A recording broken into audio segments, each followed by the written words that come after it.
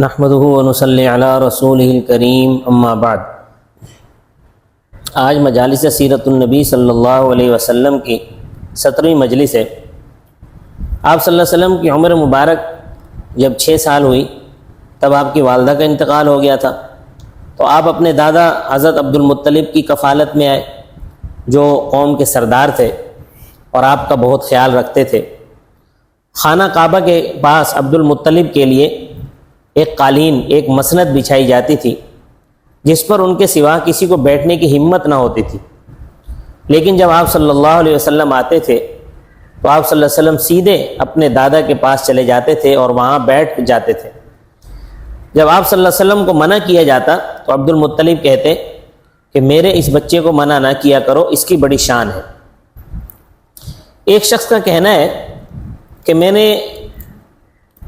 ایک بوڑھے شخص کو خانہ کعبہ کے پاس دیکھا کہ وہ دعائیں مانگ رہا تھا، یا اللہ میرے محمد کو واپس دے دے، مجھ پر عظیم الشان احسان فرما، یا اللہ میرے اس بچے کو واپس کر دے۔ میں نے پوچھا یہ کون ہے؟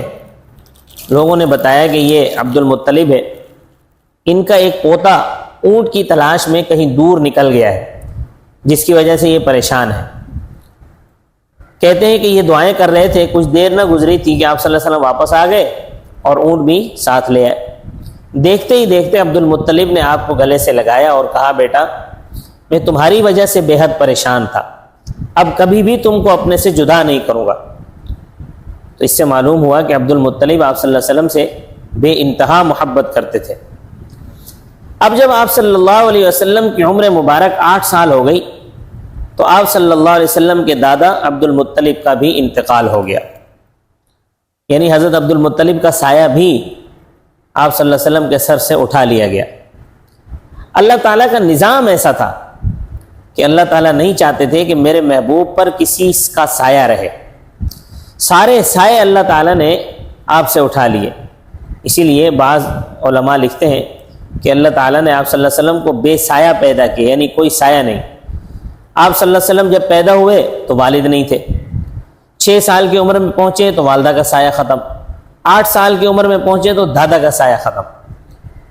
بعض لوگ سمجھتے ہیں کہ آپ صلی اللہ علیہ وسلم کا دوسرا سایہ نہیں تھا،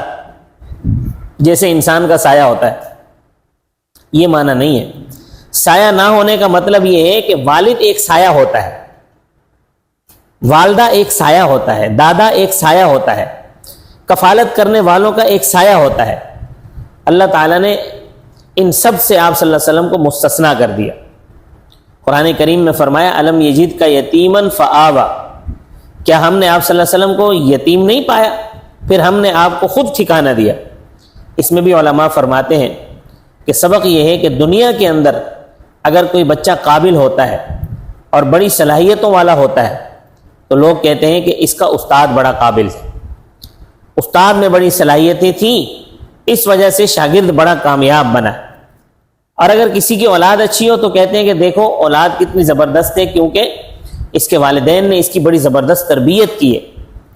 ہمارے نبی صلی اللہ علیہ وسلم کی شان یہ ہے کہ آپ صلی اللہ علیہ وسلم نے فرمایا ادبنی ربی فاحسن تأدیبی،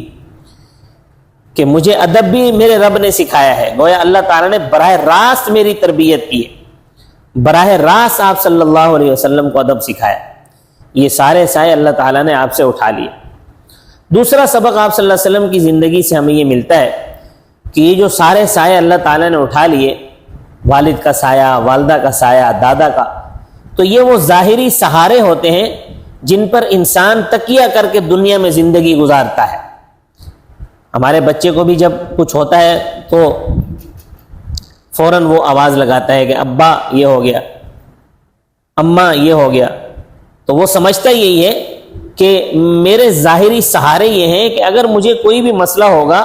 کوئی بھی مجھے تکلیف ہوگی تو ابا، دادا یا اماں کی طرف بچے جاتے ہیں کہ میری تکلیف کو یہ حل کریں گے،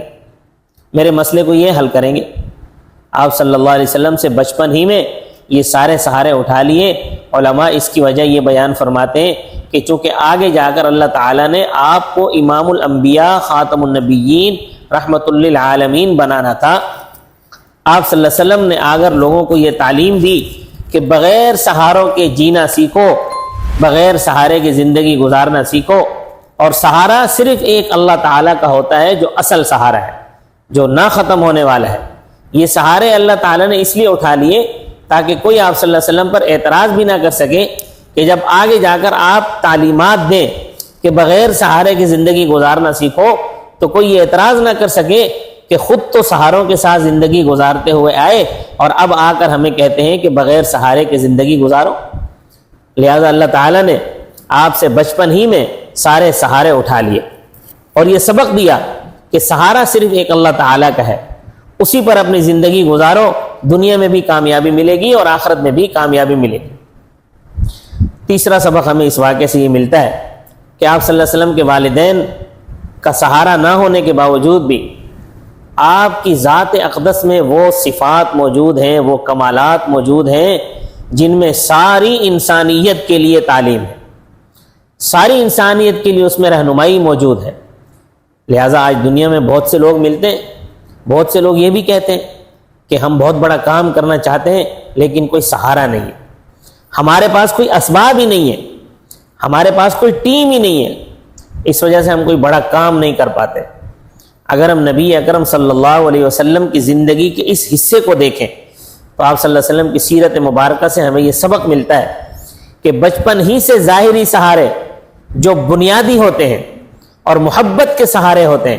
آپ صلی اللہ علیہ وسلم کو بچپن میں وہ میسر نہیں تھے۔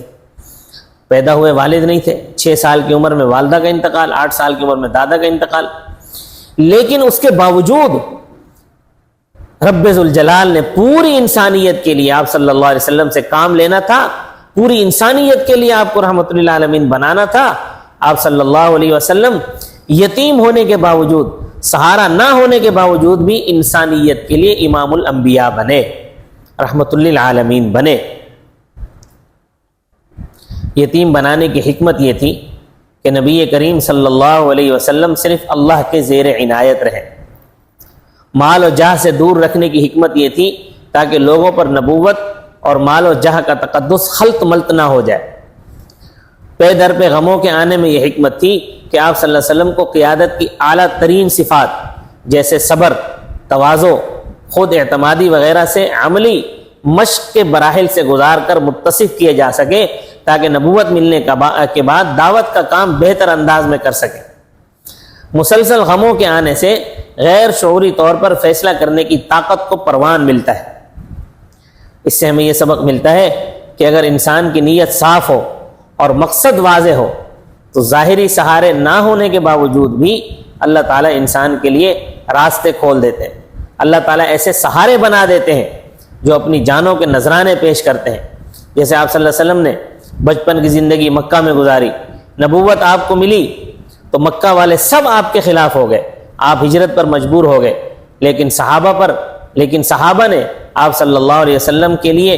کیسی اپنی جانوں کی قربانی دی، اپنی جانوں کے نذرانے پیش کیے، چاہے مہاجرین ہو یا انصار ہو۔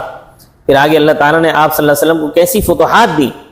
یہ سبق بھی ہمیں ملتا ہے کہ انسان کی اگر نیت اچھی اور صاف ہو، مقصد واضح ہو، بظاہر انسان کی ابتدائی زندگی میں سہارے نظر نہیں آتے، بظاہر مشکلات نظر آتی ہیں، لیکن صاف دل اور اس صاف دل کے پختہ ارادے اور مقصد واضح ہونے کے ساتھ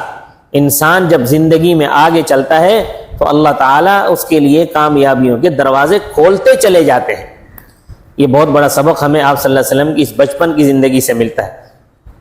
اللہ تعالیٰ ہمیں اپنے نبی صلی اللہ علیہ وسلم کی سیرت اپنانے اور پھیلانے کی توفیق عطا فرمائے اور سنتوں کے مطابق اپنی بقیہ زندگی گزارنے کی توفیق عطا فرمائے۔ وما علینا الا البلاغ المبین۔